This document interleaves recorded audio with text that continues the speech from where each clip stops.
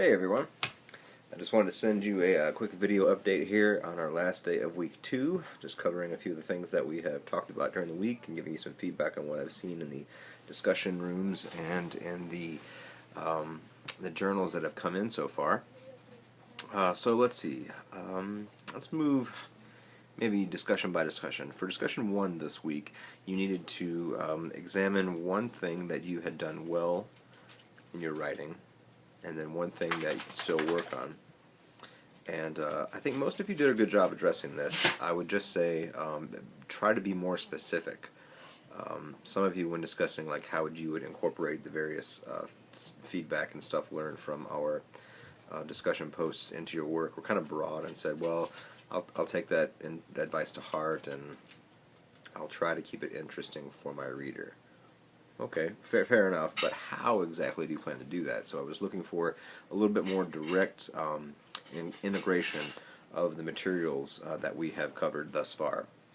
And so speaking towards that, you do want to always ensure that you're including APA in-text referencing and citation, or I'm sorry, APA in-text citation and reference entries for anything that you are talking about that comes from the book or from an outside text, or just anything that you weren't born knowing. It needs to be cited. And our discussion 1 for this week, I believe, specifically did reference that, because it asks you to say what techniques you'll glean and you incorporate from chapter 4 into your work. So that's kind of trying to push you in that direction of getting used to incorporating outside work and then using APA citation to back that up. And that's something that's reinforced in this week's journal entry. Okay, so for discussion 2 this week, that was about an outline for your final essay. And so this was really a good opportunity for you to put together your statement of purpose, your thesis statement, and an introduction, and then that full comprehensive outline. And really, this is a huge, important step in basically building the framework for what you will put your paper on, hang it on later. You know, if this was house building, this would be basically the floor plan and outline and the structure, the framework itself of your home that you're building.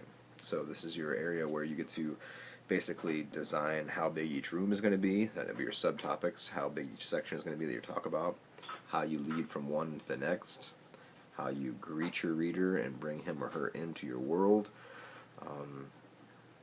One thing I do want to advise you to do is really make sure that you have a thesis statement that appears at the end of that first paragraph and lets the reader know what your paper will be about and the order that the information will come.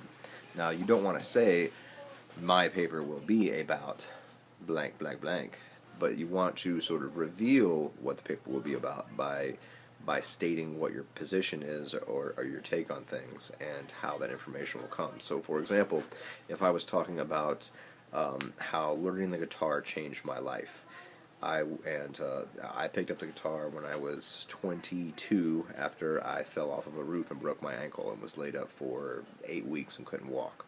So I'm going to tell my story about my life before the accident, and then my life after the accident. And that's sort of a natural linear progression of events, right? So in my thesis statement, I would say something like,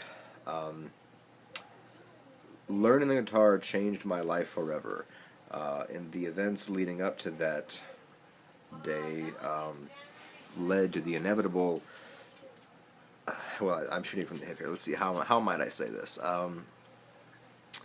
Although I couldn't have foreseen it at the time, my life leading up to my accident was very different than how it would be afterwards.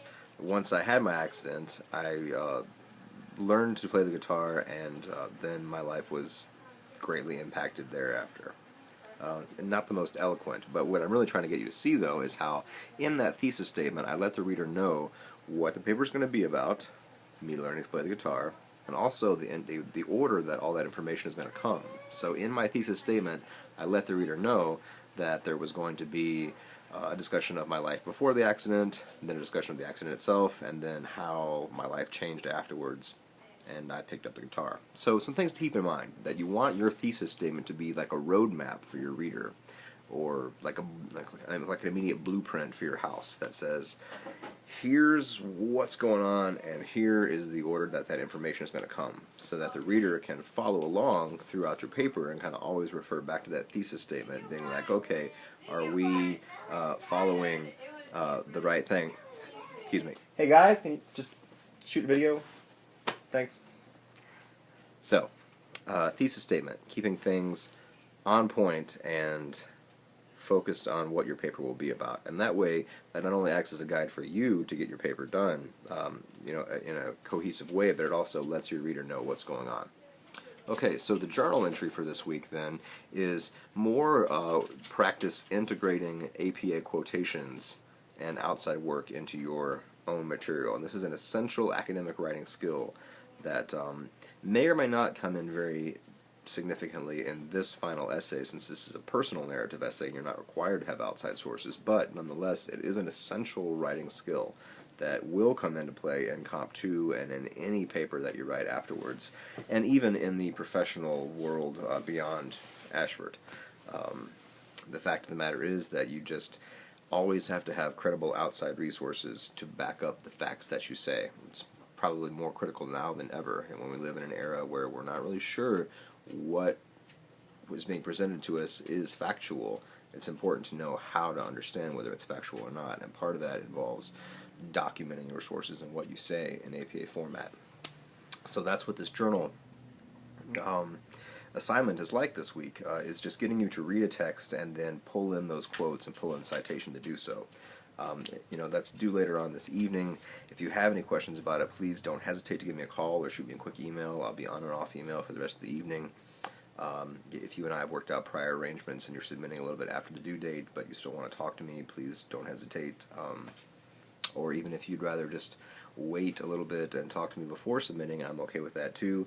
I just want you to know that I'm here to help, so please don't be afraid to reach out and let me know how I can assist if anything is challenging you at this point. So, that's about it. Still running a couple of minutes over where I wanted to be. Try to keep it at 5 minutes, and we're at like 7 now, so I hope you all have had a great week. I look forward to a great week 3, and I'll try to post midweek this week and give you some feedback about how things are going about the middle of the week and some tips for the assignment coming up. So, meanwhile, again, just let me know how I can help. I'm only a phone call, text, email away. Alright, bye guys.